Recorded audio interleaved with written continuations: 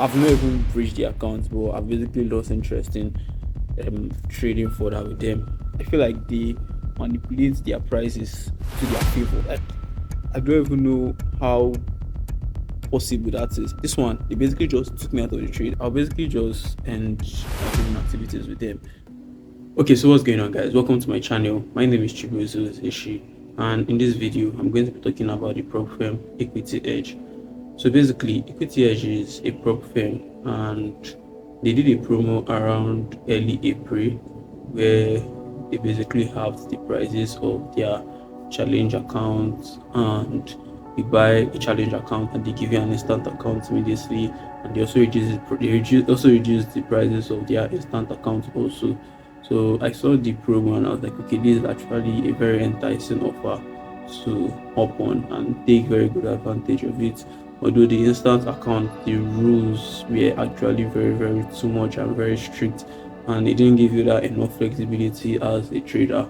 But I was like, okay, I can still focus on their challenge account and make very good potential of it. So I got their challenge accounts, but as time progressed, I started finding out reasons as to why I personally won't be continuing with Equity Edge.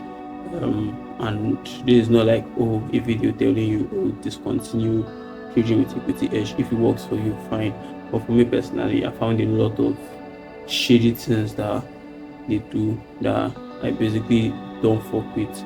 Now, I started trading the challenge account because to me that's like the main focus, because there's a lot more flexibility on the challenge account compared to their instant accounts.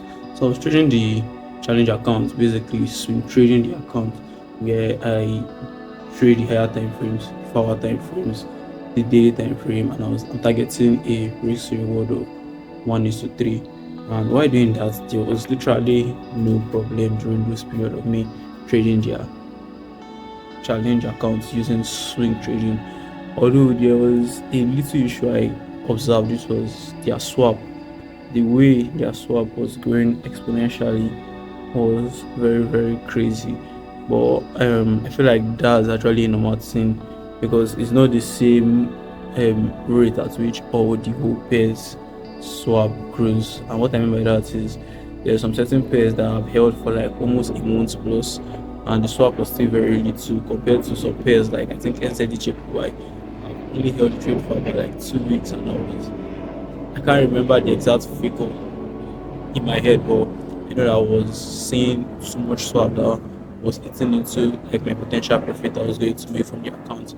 So I just had to like close out on the trade without waiting for it to like get to take profit or sell as my rule permits me to do.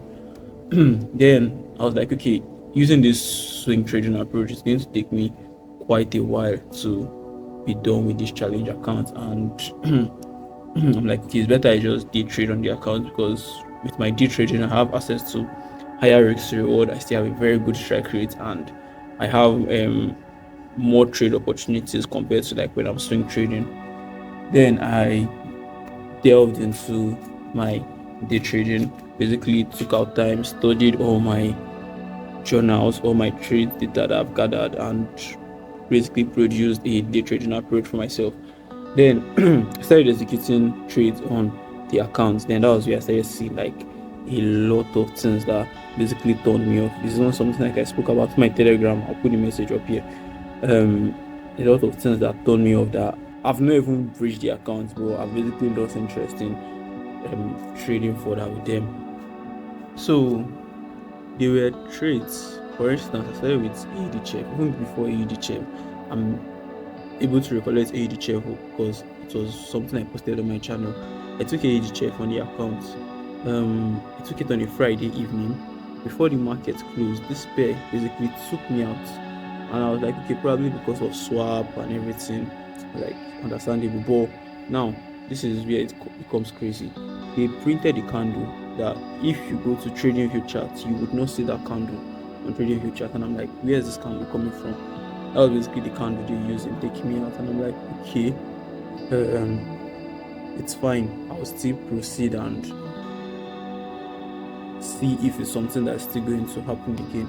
Then I took some other trades. I noticed the same thing. They would take me out of the trade, and I don't even understand how they are doing that. And I noticed that they will always create a false candle that does not exist on TradingView chat. The most surprising one of them, after I've even basically posted to my Telegram channel that I'm basically done with Equity Edge, I found out that I took a trade on GBP. Now, GBP, I was even like, okay, still risking 1% per trade, by the way. I was like, okay, I'm basically just going to take this trade, forget about it, whatever comes from it, I'm okay with it. If it helps me pass the account, fine. If it helps me bridge the account, fine. Although I was still risking about $50 because it's a $5K account, and I basically took the trade on the account. Then this trade was running in decent profits. It was running about $300 in profits. Now, only for me to check that account during spread hours. Spread hours is around 10 p.m. Watts. I'm using watts because I'm basically in Nigeria. So it's around 10 p.m. Only for me to check the account. GBP Chef has taken me out. I don't even understand how. Now, even the spread, because normally your spread increases during like spread hours, understandable. Even the spread increase did not even get to where my stop loss is, or I won't move my stop loss to break even. It didn't even get to like where my stop loss is at all. And if you look at the chart, there's no even candle there whatsoever. This one, they basically just took me out of the trade. I don't even know, like, I don't even know how possible that is. I feel like they manipulate their prices to their favor. It's basically a speculation, and I'm not saying that that's what they do, but that's what I've observed myself, and that's my hypothesis.